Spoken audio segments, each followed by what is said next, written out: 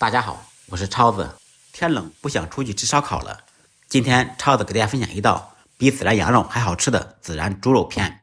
肉片鲜香滑嫩，烧烤味浓郁，在家里面就能做。话不多说，接下来我们开始操作。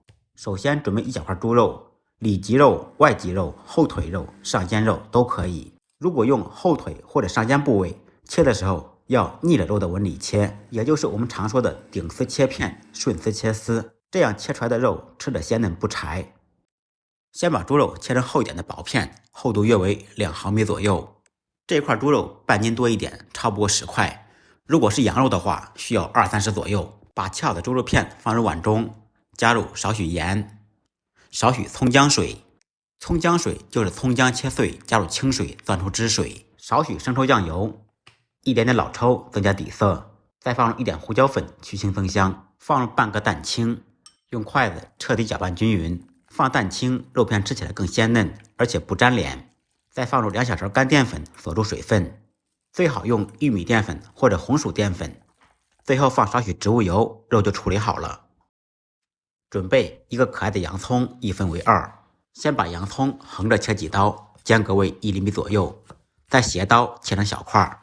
切好以后放入碗中备用。准备少许香菜，切成小段。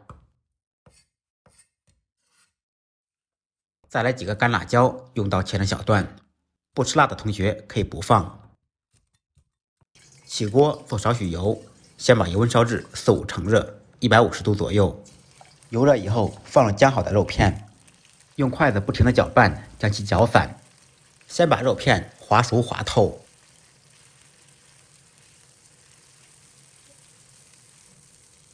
炒至全部变色就可以了。炒熟炒透，倒出控油备用。